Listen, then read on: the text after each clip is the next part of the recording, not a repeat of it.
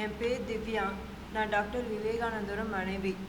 எனக்கு வந்து 2 பசங்க இருக்காங்க, ஒரு பொண்ணு ஒரு பையன். பொண்ணு பேர் வந்து கீர்த்தனா, பையன் பேர் வந்து பிருத்திவிராஜ். அவர் இறந்த டேட் வந்து நவம்பர் 22, 2020 இறந்தார். இன்னும் அவர் இறந்து வந்து எனக்கு 4 வருஷம், அவர் இறந்து 4 வருஷம் ஆயிடுச்சு. இன்னும் எனக்கு ஜாப் வந்து எதுவும் கிடைக்கல எனக்கு. அதுக்காக நான் ரொம்ப வருத்தப்படுறேன். பசங்களுக்கு வந்து ஃபீஸ் கூட என்னால் பே பண்ண முடியல. ஆனால் கொஞ்சம் சீக்கிரமாக எனக்கு ஜாப் கிடைச்சா நல்லாயிருக்கும். அப்புறம் அமைச்சர் வந்து அவரை பற்றி தப்பாக பேசி வச்சுருக்காரு. என்ன 2 ஒய்ஃப் இருக்காங்கன்னு. ஆனால் அவருக்கு ஒய்ஃப் வந்து நான் மட்டும்தான். அதே என் மேல் திவ்யா மட்டும்தான். அவருக்கு 2 பசங்க மட்டும்தான். அதனால் அவர் ஏன் அந்த மாதிரி பேசினாருன்னு எனக்கு தெரியல எனக்கு. அதனால் எனக்கு சீக்கிரமாக எனக்கு அவருக்கு ஜாப் கிடைச்சா நல்லாயிருக்கும். அப்புறம் என் மாமியார் ஏதோ பிரச்சனை பண்ணுறாங்கன்னு சொன்னாங்க. ஆனால் என் மாமியார் பிரச்சனை பண்ணல. நான் இப்போ கூட என் ஆதார் இருக்கு என்கிட்ட. அவர் வந்து எதுவுமே வேணான்னு சொல்லி சைன் போட்டு கொடுத்துட்டாங்க அவங்ககிட்ட. இந்த மாதிரி நீயே எல்லாத்தையுமே பார்த்துக்கோமான்னு சொல்லி. ஆனால் இன்னும் எங்களுக்கு ஜாப் வந்து எதுவும் கிடைக்கல.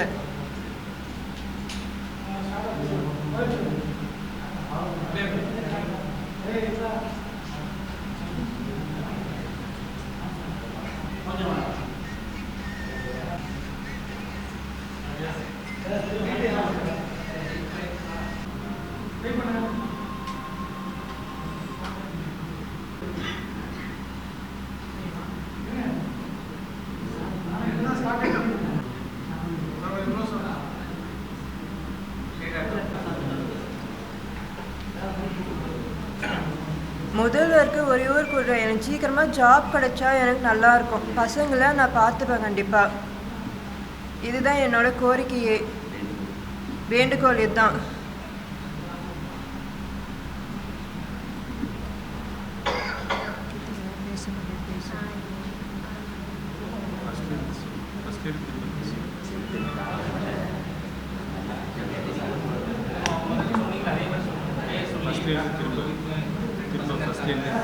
ஃபஸ்ட் சரி,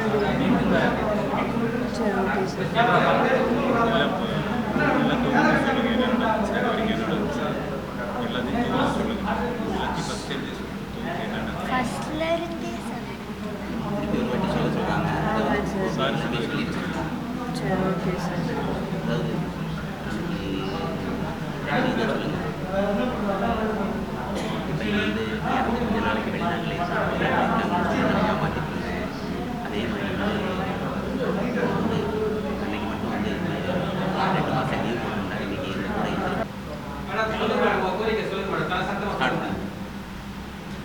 டாக்டர் விவேகானந்தன் அவர் வந்து கொரோனாவில் இறந்துட்டார். அவர் கொரோனாவில் இறந்தவொடனே என் பையன்தான் அடிக்கடிக்கு வந்து கேட்பான், அப்பா வேணும் அப்பா வேணும்னு சொல்லி. அவனுக்கு நான் ஒரே பதில் தான் சொல்லுவேன், அவர் ஃபாரினில் இருக்கார், அதனால அவனால் வர முடியாதுன்னு தான் சொல்லிட்டு இருக்கேன். ஆனால் இப்போ வந்து அவன் கொஞ்சம் தெளிவாயிட்டான், அப்பா வரமாட்டாருன்னு சொல்லி. சீக்கிரமாக எனக்கு வந்து ஜாப் கிடைச்சா நல்லாயிருக்கும். எனக்கு ஜாப் பசங்களை வந்து கண்டிப்பாக நான் பார்த்துப்பேன்.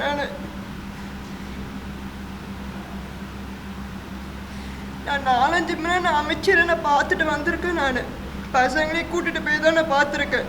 அவர் இதோ கொடுக்குறேன்னு சொல்லி இன்னும் ஆனால் கொடுக்கவே இல்லை அவர். ஆனால் இப்போ சட்டசபையில் அவர் பேசுறது வந்து அவருக்கு 2 ஒய்ஃபு, அவங்க அம்மா கூட சண்டை போடுறாங்க, மாமியார் சண்டை போடுறாங்க, இதெல்லாம் சொல்லிட்டு இருக்காங்க. அதெல்லாம் தப்பு. அது அவருக்கு வந்து நான் மட்டும்தான். என்னோட மாமியார் வந்து என் கூட அன்பாக தான் இருக்காங்க.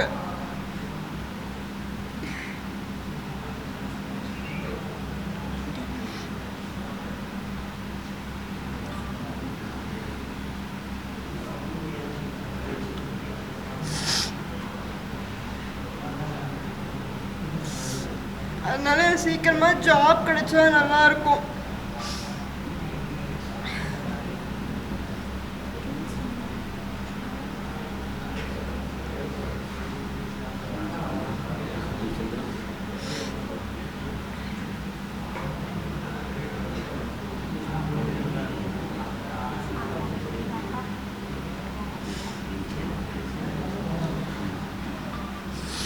உங்க அப்பாவை பத்தி யாராவது தப்பா பேசினா உங்களுக்கு பிடிக்குமா?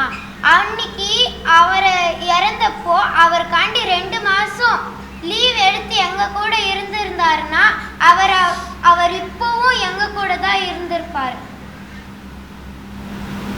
அமைச்சர் வந்து சட்டசபையில் பேசுறாருன்னா ஆதாரம் இல்லாமல் பேச மாட்டாங்க சார். ஏதாவது ஒரு ஆதாரம் இருக்கணும். புரியாமல் இல்லை. சட்டசபையில் வந்து அமைச்சருக்கு தப்பான தகவல் கொடுத்தா பதவியே கொடுக்கணும். கோர்ட்டில் வளர்க்க பதவியே கொடுக்கணும் அப்படின்னு சொல்லும்போது எப்படி ஒரு பேசிக்கலாம்? ஆதாரம் இல்லாமலோ இல்லை வேற யாராவது அந்த மாதிரி இல்லை, இது வந்து 100% தவறான தகவல். நாங்கள் சொல்லிட்டோம். அவங்க குடும்பத்தினரும் வந்திருக்கிறாங்க. குடும்பத்தினருக்குன்னா மணிக்கு ஒரு தரப்பு தான் வந்திருக்காங்க. அவங்க அம்மாவுடைய நிலைப்பாடு என்ன அவங்க சொல்றாங்க. அம்மா என்ன சப்போர்ட் இருக்காங்க, அமைச்சர் என்ன சொல்றாங்க, இல்லை அவங்க அம்மாவை சட்டை போடுறாங்கன்னு ஒரு இப்போ ஃபோனில் பேசுகிறீங்களா நீங்கள்? நாங்கள் பேசுறது இல்லை சார். ஒரு அமைச்சர் வந்து சட்டமன்றத்தில் சொல்றாரு. வெளியே பிரஸ் மீட்டில் சொன்னா பரவாயில்ல, சட்டமன்றத்தில் சொன்னா இல்லை ஆதாரம் இல்லாமல் பேச முடியாது. அமைச்சர் பதவி கொடுக்குறது அவருக்கு தெரியும். இல்லை, நாங்கள் அதுக்குள்ளெல்லாம் வரல. நாங்கள் வந்து எங்களுக்கு வந்து எங்களுடைய வேதனையை வெளிப்படுத்துகிறோம். முற்றிலும் தவறான தகவல்னு சொல்கிறோம். இப்போ தவறான தகவல்னு எதை வச்சு சொல்கிறதுன்னா அவங்க குடும்பத்தினர் வந்துட்டாங்க. நீங்கள் இதை தவிர வந்து விவேகானந்தன் அம்மா அப்பா கிட்ட பேசணும் அப்படின்னா நாங்கள் வந்து இப்போவே ஃபோன் போட்டு தரோம். நீங்கள் தாராளமாக பேசலாம். இல்லை நம்பர் கொடுக்குறேன், நீங்கள் பேசுங்க. கரெக்டா? ஆமாம்.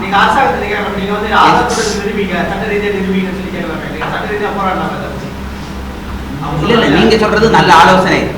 நாங்கள் வந்து உடனடியாக எங்களுடைய வேதனையை வெளிப்படுத்துறதுக்காக இப்போ வந்து பத்திரிகையாளர் சந்திப்பில் இது பண்ணோம். அடுத்தது என்ன பண்ணுவோங்கிறத நாங்கள் வந்து